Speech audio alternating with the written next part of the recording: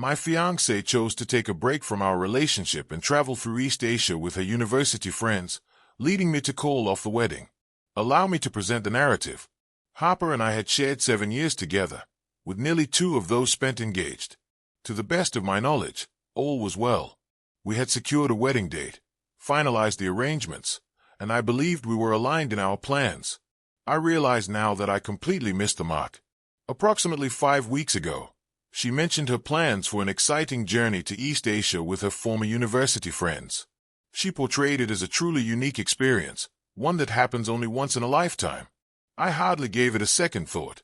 I had no intention of preventing her from embarking on a journey with her friends. I drove her to the airport, assisted with her luggage, kissed her goodbye, and wished her a wonderful time. Then she dropped a bomb on me. The whole, "we need to take a break" thing. She didn't take the time to sit me down or provide any explanations beforehand. Negative.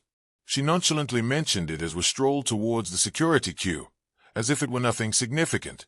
I stood there, utterly bewildered, pondering what on earth she was trying to convey. Before I had the chance to speak, she was already waving farewell and vanishing into the throng. Initially, I was completely unaware of what had transpired.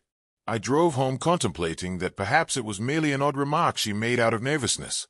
However, when I attempted to reach out to her later, I discovered that I had been blocked. Indeed, completely obstructed on all fronts. Messages, notifications, and her online presence. I was unable to contact her whatsoever. I browsed through her profiles to find any updates about her trip. Stuck in that spot as well. That's when it dawned on me. This was not merely a casual remark. She was sincere. She truly departed for East Asia and chose to exclude me entirely without any meaningful discussion. I thought perhaps she would calm down after a couple of days, so I decided to wait. After 5 days of complete silence, I had reached my limit. In that moment, I made the choice to call off the wedding. Honestly, it seemed like the perfect decision. What reason do I have to remain with someone who believes they can vanish at their convenience? I refused to linger, hoping she'd choose the right moment to re-enter a relationship. Definitely not. She chose her path, and I chose mine. I've called off all plans. The location, the food service, the floral arrangements, you can list it all. Whatever arrangements were made for the wedding, I made the decision to stop it. I ultimately concluded that she wouldn't be moving in with me in April, as we had initially intended. Nope. She could sort out her living situation when she returned, as it wasn't going to include me. Days turned into weeks, and silence lingered between us. Silence, devoid of any messages or calls. Suddenly, she reached out to me one day. I couldn't even identify the number. It seemed she might have utilized another device. She nonchalantly mentioned that she'd return on Thursday morning, shared her flight details, and behaved as if everything was just fine. As if she hadn't disappeared on me for 6 weeks.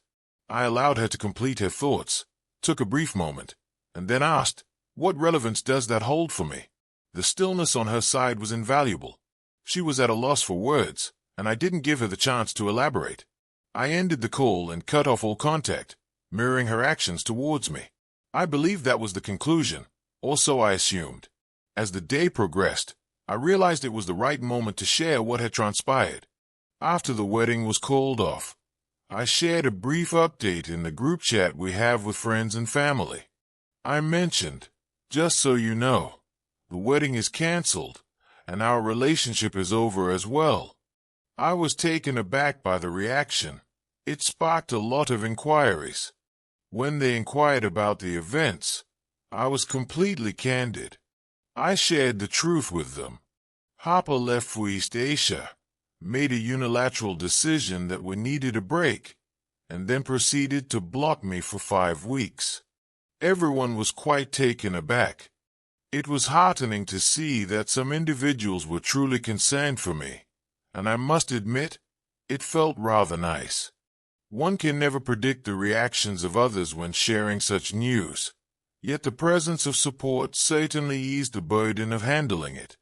At approximately 2 p.m., Harper made the decision to voice her thoughts. Initially, she was quite reserved, merely requesting that I give her a call so we could discuss everything. I had no interest in that. I suggested to her that if she wished to clarify her position, she could do so directly in the group chat. That left her feeling unsettled. She retorted, "This is our matter, not for others to involve themselves." To me, the moment she left my life without a word, she had already made it public. She continued to send messages, attempting to draw me in, but I wasn't inclined to entertain her justifications. By 6 p.m., she was almost pleading with me to come and get her from the airport so we could discuss this. "Are you kidding me?" As if nothing had occurred. I stated clearly that the plan was yours, not mine. This was not a decision I made. I truly meant every word. I had no intention of rushing to the airport and making a fool of myself after all that she did. To be truthful, a part of me continued to hope for an explanation that would clarify everything. I hoped there was an explanation, something that could make sense of her behavior towards me. Yet, as the hours stretched endlessly, it became evident that such a thing was not in the cards. She wasn't returning with a sincere apology or uncovering any significant miscommunication. She reached her conclusion, and I was left to navigate the aftermath. In the days that followed, I dedicated myself to reconstructing my life. I refused to allow this chaos to pull me under. I began organizing our joint accounts and ensuring that everything was allocated properly. I went ahead and changed the locks on my flat. I wasn't keen on her arriving without warning, believing she could simply waltz back in. I had reached my limit. I began exploring the idea of planning a trip for myself. If she could escape to East Asia for 6 weeks, I thought I deserved a little getaway as well. After everything she put me through, I had definitely earned it. Thus, that was the current state of affairs. She would return in a few days, yet I had no intention of being there to greet her. She was capable of navigating her own path back home. This chapter had come to a close for me, and I was ready to embrace new opportunities ahead. Allow me to share what unfolded next, as the situation intensified rapidly. Once I came to terms with the fact that the wedding was off, I knew it was just a matter of time before Harper would get in touch again. I was prepared for it. What I didn't anticipate, however, was the speed at which she would attempt to assume the role of the victim. The story began with a message from Ella, a friend we both share. Ella is fantastic. She has consistently been honest with me. Yet, on this occasion, she appeared uncertain, as if she was reluctant to engage. She shared a screenshot from a different group chat, one that I wasn't part of.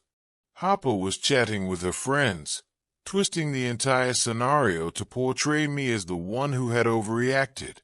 Isn't that hard to fathom? During the conversation, Harper expressed that she had been feeling extremely overwhelmed by the wedding and required some time to gather her thoughts. She even mentioned something along the lines of, "I didn't intend for the break to extend this long, but I assumed he'd get it." And then came the twist. I was trying to determine my readiness for marriage, but he called off everything before I had the chance to share my thoughts. I found myself chuckling as I went through it. Are you kidding me? She cut off communication for 5 weeks and now pretends I didn't allow her the opportunity to speak? Absolutely not. Those messages really set me off. She portrayed herself as the victim, claiming to everyone that I had acted impulsively and hastily called off the wedding. At that moment, I realized I couldn't simply remain passive and allow her to take control of the narrative. I refused to be portrayed as the villain in her narrative. I chose to face it directly. I rejoined the main group chat, where the atmosphere was still electric with chatter about the wedding being called off. All were attempting to unravel the mystery of what had transpired. I concluded that it was necessary to clarify the situation. I shared a message in the group chat. For the record, Harper made the decision for us to take a break without any prior conversation with me. After blocking me for 5 weeks, she now wants to pretend this was all just a huge misunderstanding. I called off the wedding because I refused to wait for someone who doesn't value me enough to engage in a conversation. Almost immediately, the responses began to pour in. Individuals voiced their backing and highlighted the troubling nature of the situation.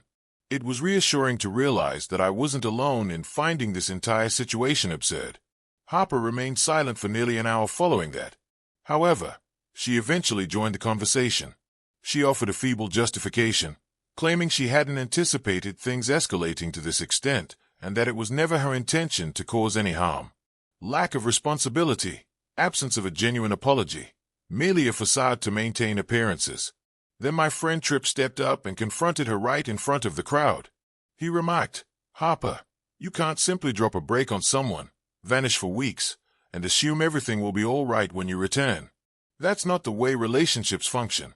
I felt a sense of relief when he finally voiced it, as I was honestly growing weary of constantly having to justify my actions. However, Daniel, a friend of Harper's, chose to intervene. I had always suspected there was something off about Daniel, and she certainly proved me right. She began to advocate for Harper, explaining that she had been experiencing significant stress and that the demands of wedding planning can truly take a toll on one's mental state. Daniel attempted to portray Harper as someone suffering from anxiety and stress. Now, I understand that organizing a wedding can be quite overwhelming. However, let's be honest, that's not a valid reason to block your fiancé and disappear for 5 weeks while you're enjoying yourself in East Asia. Daniel persisted, expressing thoughts such as, "You ought to have allowed Harper more time to come to terms with everything," and perhaps calling off the wedding was too extreme. At that moment, I reached my limit. I had no intention of sitting back and allowing someone outside the relationship to dictate how I should manage it. I replied, "Daniel, I must say, you may not have the complete picture. This isn't about the pressures of planning a wedding. It's concerning that Harper has completely cut me off and made no effort to reach out or communicate. I made an effort to connect. I called. I sent messages, yet received no response. How much additional time was I meant to allow her? Another 5 weeks? 1 year? If Harper didn't want to be with me, she could have just expressed that clearly. Instead, she disappeared and anticipated that I would linger. That's not the way it operates." After that, the group chat fell into a hush. It seems that individuals were beginning to recognize the true extent of the situation. Even Daniel found herself at a loss for words after I revealed everything. Several days went by, and I hoped the turmoil would finally settle. However, that's not the case. I received another call, this time from Harper's sister, Sophia. Sophia and I had always shared a good rapport, so I thought she could be reaching out or attempting to facilitate a conversation. Instead, she came out swinging. "Why did you cancel the wedding without talking to Harper first?" I was floored. I didn't expect Sophia to take Harper's side, especially after everything I had explained. "Sophia, your sister blocked me. How was I supposed to talk to her when she literally shut me out?" She didn't have much of an answer to that but kept pushing, saying Harper was heartbroken and that I should have waited until she got back to talk things through. By then, I was done with the whole conversation. I told her, "Look, I get that you want to stick up for your sister, but what she did was wrong. She didn't give me a say in the break, and I'm not going to wait around for someone who doesn't respect me. If Harper has something to say, she knows how to contact me, but I'm not going to be the one to fix this." Sophia tried to keep the conversation going, but I cut her off, saying I had to go. I wasn't about to keep rehashing the same argument with everyone Harper sent my way. That night, I got another message from Harper. This time, she was apologizing. Well, sort of. She said she was sorry for how things turned out, but didn't take any responsibility for the choices she made. It was one of those non-apologies where she tried to spin it like we were both at fault. I didn't bother replying. What was the point? She'd made her decisions, and now she had to deal with the consequences. I wasn't about to let her rope me back into her drama. After that, I made sure to block her everywhere again, just to avoid any more nonsense. I was done listening to her excuses and wasn't going to let her drag this out any further. As I sat there, thinking it all over, something clicked. I had dodged a bullet. If this was how Harper handled challenges, I couldn't imagine what marriage to her would have been like. I felt bad about all the time we'd wasted. Sure, but I was relieved it ended before things got worse. Now I could move on with my life, and that's exactly what I intended to do. Update 1: after all the chaos with Harper trying to guilt-trip me into reconsidering the wedding, which, for the record, didn't work, I thought things might settle down. But of course, nothing's ever that simple. About a week after I blocked Harper for good, I got a random call from a number I didn't recognize. I almost let it go to voicemail, but something made me pick up. And guess who it was? Harper's mom. Yep, Jenna. The same Jenna who could be sweet as pie to your face, while oozing passive-aggressive vibes underneath. She was the queen of backhanded compliments, and I could already tell this wasn't going to be a fun conversation. She started off acting like nothing had happened. "Hi, sweetheart. How are you doing?" she asked, as though we hadn't just called off a wedding and I hadn't cut her daughter out of my life. I wasn't in the mood to pretend, so I kept it brief. "I'm fine, Jenna.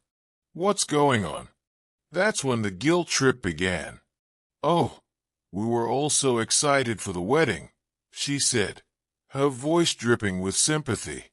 "This has been so hard on Harper.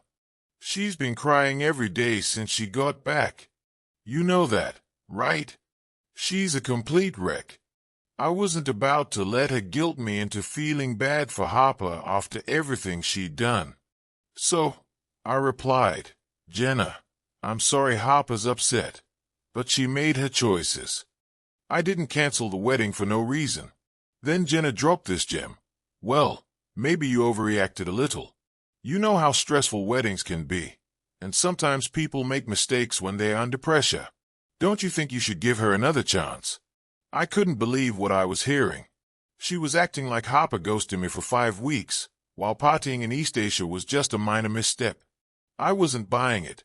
'Jenna,' I said firmly, 'this wasn't just wedding nerves. Harper blocked me on everything and disappeared for 5 weeks. And let's not pretend she was over there just figuring things out. I've heard things about what she was really up to in East Asia. If she had doubts, she should have talked to me, not cut me off and, well, do what she did.' That caught Jenna off guard, but she quickly recovered. 'I'm sure there's a misunderstanding,' she said. 'Harper's been under so much stress. You need to give her the chance to explain herself.' I took a deep breath, trying to keep my cool. 'Jenna, stress doesn't excuse betrayal,' I said.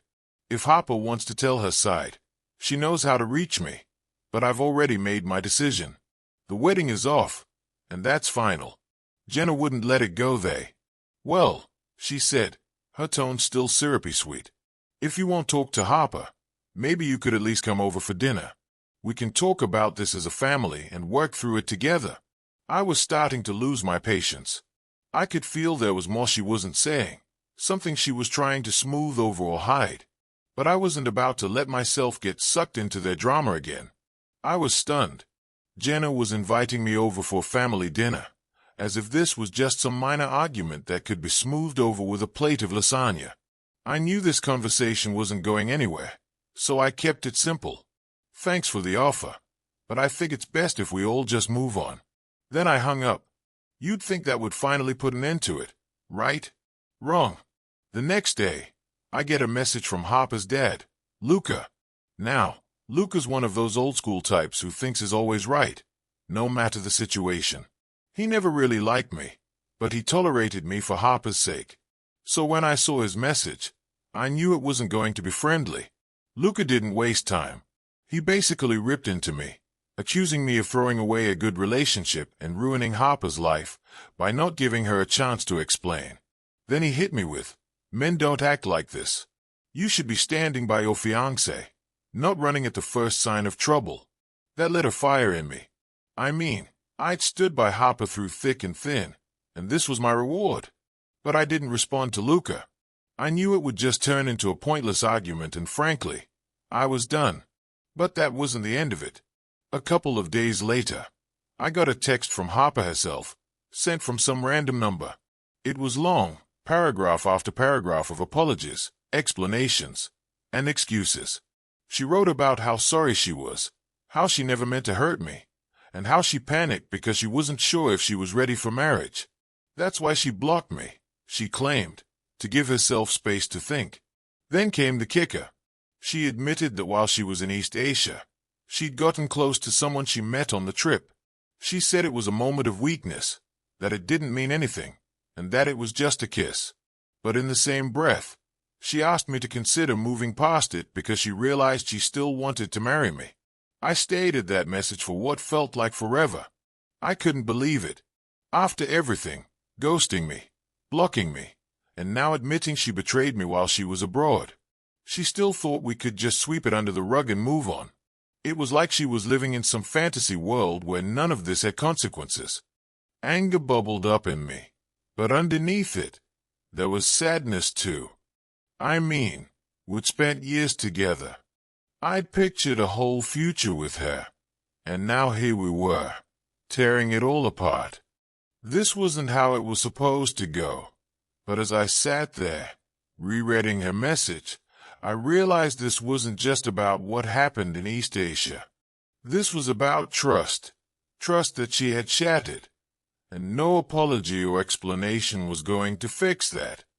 I couldn't marry someone who thought it was okay to disappear when things got tough, let alone betray me while doing it. So, I did what I should have done from the start. I blocked the number she used, deleted a message, and made a promise to myself to move on for real this time. After that, it felt like a weight had been lifted off my shoulders. I wasn't tied down by Harper's guilt trips or her family's meddling anymore. For the first time in weeks, I felt free to focus on myself and what I wanted for the future. And let me tell you, that felt damn good. Update 2. You'd think that after I blocked Harper and her family again, things would finally settle down, right? Wrong. Of course not. It was like they couldn't accept that the wedding was over. They kept coming at me from every angle, trying to wear me down. Spoiler alert, it didn't work. A few days after Harper's last attempt to reach out, I got another text, this time from one of her bridesmaids, Josephine. Now, Josephine and I were never particularly close. She was nice enough in group settings, but she was more Harper's friend than mine. So when I saw her name pop up, I was immediately suspicious. Her text started out harmless, asking how I was doing and saying she'd heard about the breakup. You know, the usual small talk. But I wasn't an idiot. I knew she wasn't just checking in out of the kindness of her heart. So, I kept my reply short. Yeah, I'm fine. Just dealing with everything one day at a time. Then she dropped the bomb. I think you should hear Harper out.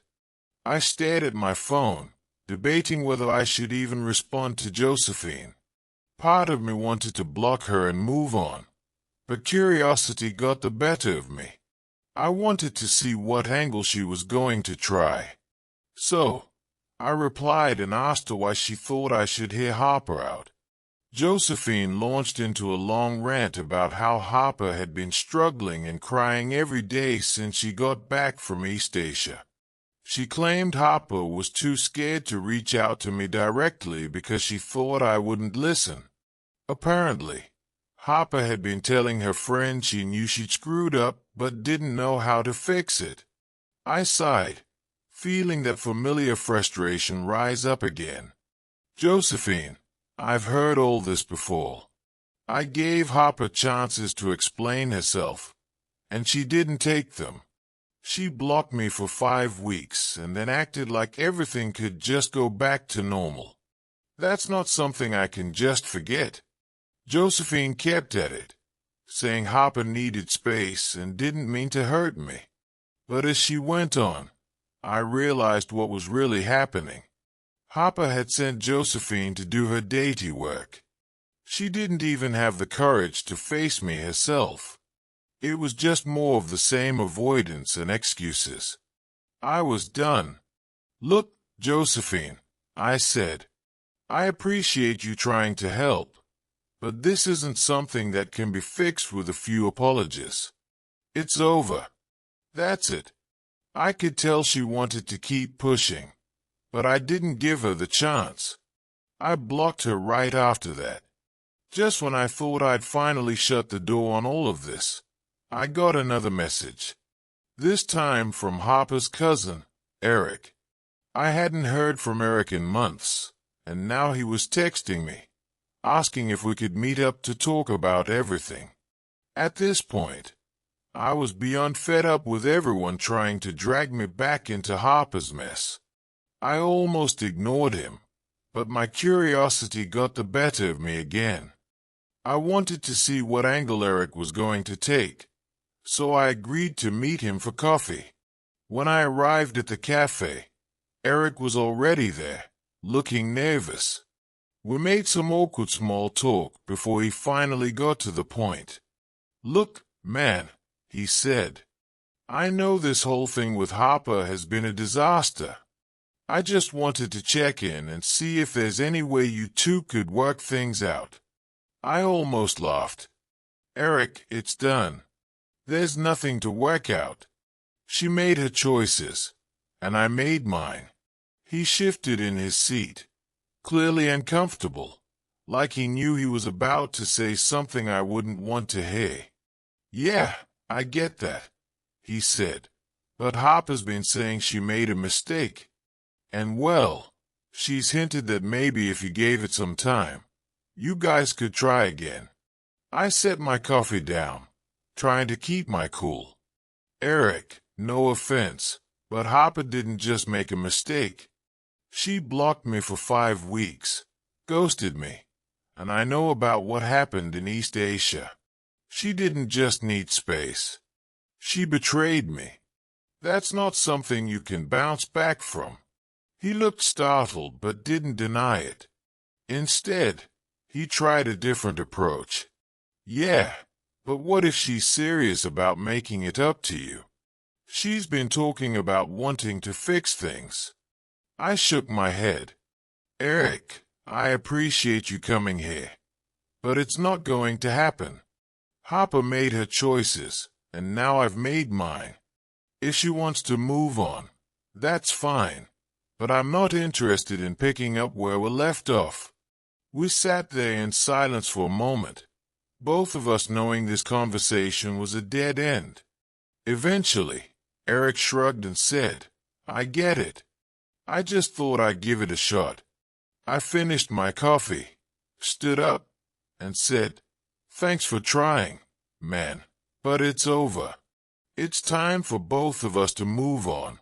He gave me a half-hearted smile, and we said our goodbyes. After that, I thought maybe, just maybe, this would be the last of it. I mean, how many people could Harper possibly send after me? But, of course, I was wrong again.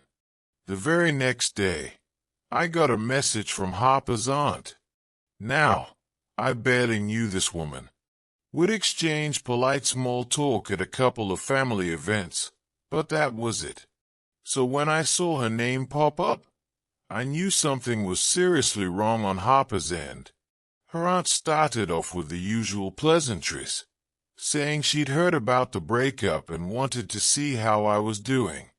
By this point, I was so over it that I just came out and asked, "Did Harper send you?" Her response, "Well, not exactly, but she's really been struggling, and I thought I could help mediate things between you two." I almost threw my phone across the room. "Mediation?" I texted back, "There's nothing to mediate. We're done." I don't know how much clearer I can make it. Her aunt wouldn't give up. She went on about how love is worth fighting for, and how I shouldn't throw away years of a good relationship over misunderstanding. That's when it hit me. Harper had probably been spinning her family this elaborate sob story, painting herself as the victim and making it seem like I'd overreacted. I didn't even bother replying this time. I blocked her and decided I was truly done. No more conversations, no more explanations, no more giving people the chance to drag me back into that toxic mess. I was finished, for real this time. And for a while, things actually quieted down. No more texts, no more calls, no more random family members popping into my inbox trying to guilt me into taking Harper back. It was like a weight had been lifted. For the first time in months, I could finally breathe again. No more waiting for hollow apologies, or wondering what could have been. Just me, focusing on what's next. And honestly, that's exactly what I needed. Update 3. Here's how it all finally wrapped up. And of course, it didn't end quietly. Because why would it? After blocking Harper, her mom, her bridesmaids, and basically her entire family, you'd think things would settle down. But no. Harper had one more move up her sleeve. It was the one that made me realize just how far she'd go to try and win me back. Or maybe just to get her way. About a month after everything went down, I received a letter in the mail. Yep, an actual letter. Like it's the 1800s or something. I almost didn't open it. Because, seriously, who even sends letters anymore? But the handwriting looked familiar and I figured, why not? Maybe it was one last attempt from Harper. I wasn't expecting much. Boy, was I wrong. The letter was pages long. A handwritten message from Harper, pouring her heart out, saying she missed me, regretted everything, and all the usual nonsense. She apologized for ghosting me, for the betrayal in East Asia. Yes, she actually mentioned it this time. But even that felt more like an excuse than a real admission of guilt. She said she'd been confused, and that the fling she had didn't mean anything. But here's the kicker. She mentioned that she still had the key to my apartment. Yep, she still had the key. My stomach dropped when I read that. I changed the locks once already when all this started. But it hadn't even crossed my mind that Harper might still think she could access my place. I immediately got up, checked the locks, and started thinking about what else I might have overlooked. But the letter didn't stop there. It wasn't just an apology. It was a full-blown plan. She wrote about how she'd been talking to her mom, and thought we should go to couples counseling to work through our issues. She even claimed she'd already made arrangements for us to meet with a counselor. Let me repeat that. She'd already booked appointments, without even asking me. I was livid. After ghosting me, betraying me, sending her family after me, and acting like I was the problem, she thought she could just take control of the situation and fix things on her terms. Toward the end of the letter, she wrote about how she believed we could start fresh if I just gave her one more chance. She said she wanted to meet face-to-face to talk things through, that she was ready to do whatever it took to make things right. I sat there staring at the letter, feeling a mix of anger and disbelief. After everything she'd done, she still didn't get it. She still thought she could dictate how this was going to go. It wasn't just arrogant. It was delusional. So, I decided to play along with her old-fashioned approach one last time. I sat down, grabbed a pen and paper, and wrote her a letter back. If she wanted clarity, I was going to give her clarity. I told her, without any room for interpretation, that we were done. No counseling, no second chances, no meeting up to talk. I also told her to return the key, despite the fact that I'd already changed the locks again, and that she needed to move on, because I sure as hell was. I sent the letter back and felt a sense of closure, like I'd finally shut that door for good. But of course, it wasn't over. A week later, another letter from Harper arrived. This time, it was much shorter. She didn't argue or try to push for counseling. She said she understood my perspective, but still thought we should talk. Then she dropped a line that sent chills down my spine. She mentioned driving by my apartment a couple of times and noticing that I wasn't home. She didn't explain why she was driving by or what she was doing, but the idea that she was checking up on me like that was unsettling.